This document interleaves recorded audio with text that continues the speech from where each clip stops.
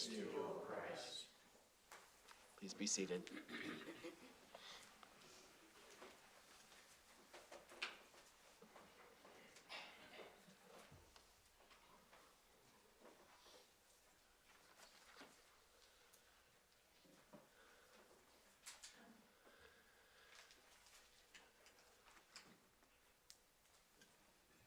Now, this may not be the most important message from the Gospel of the Transfiguration, but we do find out today that Jesus does not usually glow. The pictures you've seen are misleading. Yes, normally he is someone who is not distinguished in his appearance. There's no halo. I hope we feel we know Jesus. I hope you feel like you know Jesus and are getting to know Jesus better and better. But it's good to note that you wouldn't recognize him, despite all the pictures you've seen. As I sometimes recall, when Jesus betrayed, or when Judas betrayed Jesus, he had to come with him to the garden and point him out. He couldn't just say, "Go to the garden, look for the one with the aura," or some other very distinguishing feature. No, Jesus was in the image of humanity. He was one of us. Now, that may not be the most important lesson we can take from this gospel. But what exactly are the disciples supposed to take from this experience? It's amazing. They're in awe and in fear. They've seen something that we might long to see, and yet they come away confused. Reading both passages together, we might ask from both of these passages, what were the 3 disciples who went up the mountain supposed to learn? And what were the 9 other disciples and any others who were following Jesus at that time who stayed behind? What were they to take from this experience? Now the three who were chosen, who went up with Jesus, this is the original mountaintop experience. We use that phrase, don't we? Well, here it is. They get to be part of it and the awe of it, right? And we might say, what a gift to get to see, in some sense, the hidden reality of Christ revealed in this moment. But also, it's clear confusion. It says Peter doesn't even know what he's saying. They're in fear. And then later, what does this mean? How do they take this with them? This is unrepeatable.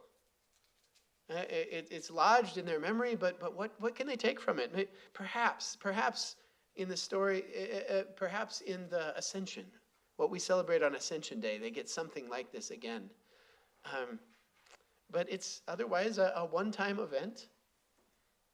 What do they take from it? I wonder if you can relate any mountaintop experience you've had in life, any experience you've had of God's presence, a spiritual experience, an experience of God's power. We give thanks for those today. Maybe you might take a moment to remember moments of clarity that you've been given, high points in your life, maybe especially experiences of God's presence. We give thanks for those today. We know they have power, but we can also acknowledge today that we don't always know what they mean or how to carry them forward from that experience into everyday life. When the feelings of the mountaintop experience go away, what do we take and carry forward? Maybe even the clarity of those experiences fades. But then the other 9, and whoever else was traveling with Jesus, we find out they stayed below, and their experience was different. This man and his son, we find out what happened while they were up on the mountain when the man and his son says, "And I asked your disciples to help me, and they couldn't." That's the experience they were having. There's the connection between the 2 parts of the story, what was happening on the mountain and in the valley below. They are having an experience of human need, an intense experience. This boy in great danger, this man in great desperation, this sense of helplessness and then their powerlessness to be of help, and the frustration of that, and the self-doubt. I've been called to be part of this thing by Jesus, and yet what can I do for this person in such great need? Wondering perhaps if God is still present for them when Jesus has gone up the mountain. I wonder if you can relate to their experience. This one I'm sure we can all relate to on some level. Experiences of pain in ourselves or in others. These are experiences we would never give thanks for. Although sometimes we can come away giving thanks for God's response in that time of great need, as this man and his family and the other witnesses do. Sometimes, though, we're still waiting. Sometimes we're still crying out, still feeling frustrated or helpless, still doubting ourselves and wondering if God will be faithful. So the question is not just then, what were these disciples to take from these events, but also what are we to take from these events?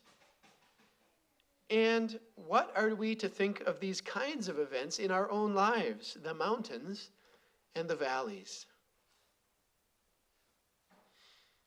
How is God present in times like these? I don't try to do this often, but first let's move to the very big picture. And I'm afraid this will get a little abstract for a moment. But this is in some sense a version of our search for understanding God's presence in the world and in history. As we try to understand how is God at work in history or in the universe? Where do we see God's presence?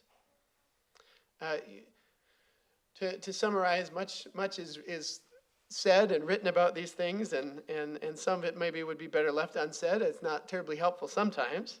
But just to summarize some of the more philosophical reflection about where to look for God in the universe, two broad approaches that have been in the forefront over the past century or so. One is to look for God's activity in the things we can't explain, in the things we don't understand, the unexpected.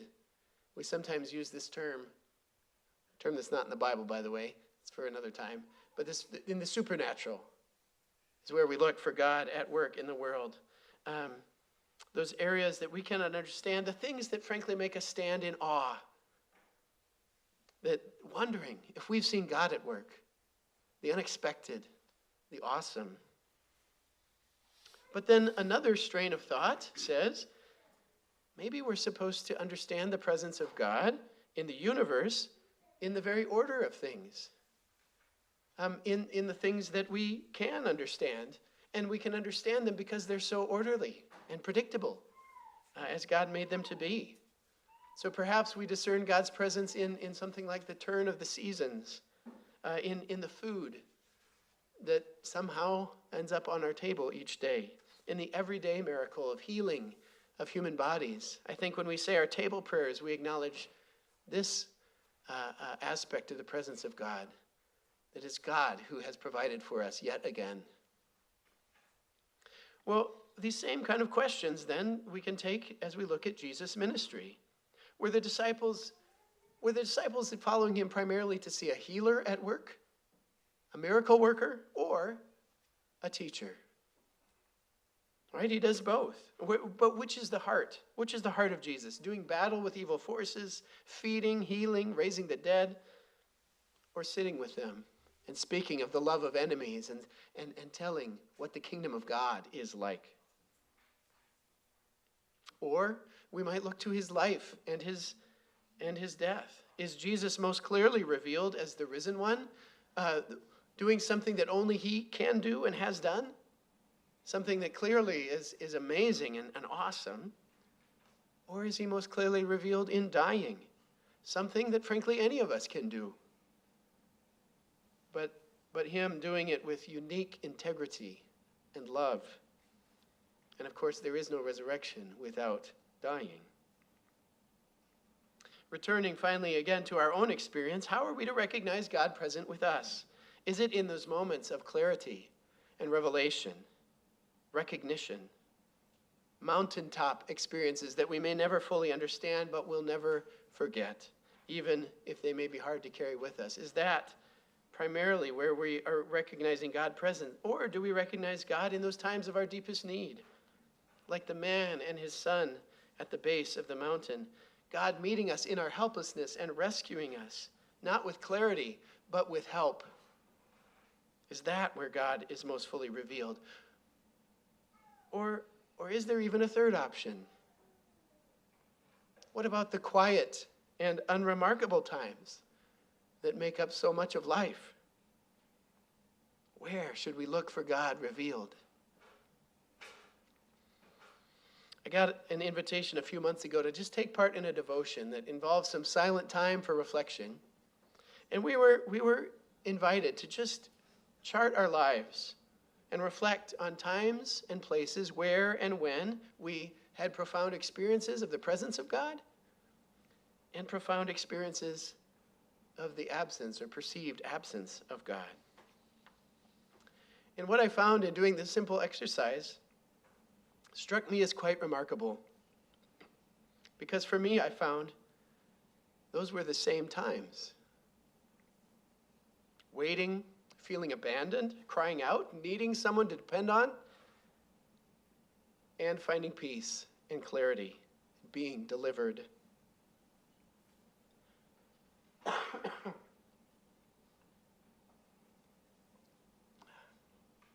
We might all relate to that. Times when someone died, the low, deepest valleys of our life, but also times where God met us, perhaps, or when we almost died, or when it became so clear that our life was on the wrong track. Is that a time of abandonment or a time of rescue? How do we experience it? How do we remember it? Times of great human need, feeling abandoned, feeling frustrated, also experiencing God's power and new direction in response. It can be hard to tell a mountain from a valley. And then this experience I have again and again of standing with you all when we grieve for someone. And at funerals, we look back at a whole life. And so often we can see God's presence overarching it all. Times when God was acknowledged and not acknowledged. Mountains and valleys.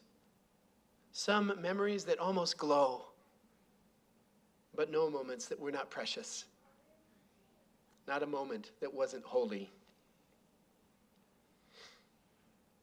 So as we try to look at the big picture, we can say, of course, it's all God, right? What does it matter? We should have known, if God is God, then it's all God's. It's just a small matter if we understand or not. It's God at work either way. But if that's hard for us to grasp in the abstract, Jesus makes it plain. The God of all the universe has entered into human life, into human time, into the mountains and the valleys. Our mountaintop experiences may be hard to grasp, confusing, hard to hold on to. But this mountaintop experience, the Transfiguration, has a point.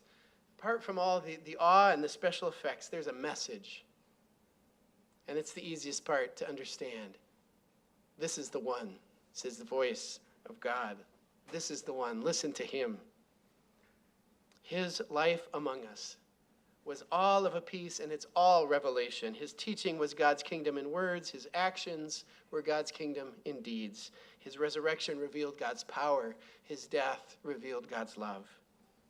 Jesus is God's entry into human life, the whole of human life, from the mountaintop to the grave, and everything in between. There he is.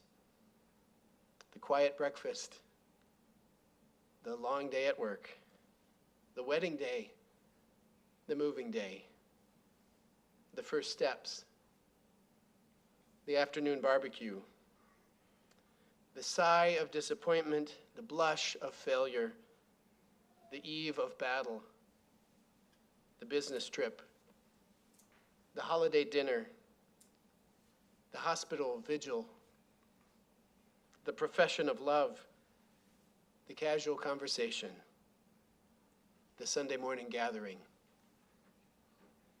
It's all God's. And Jesus meets us right here.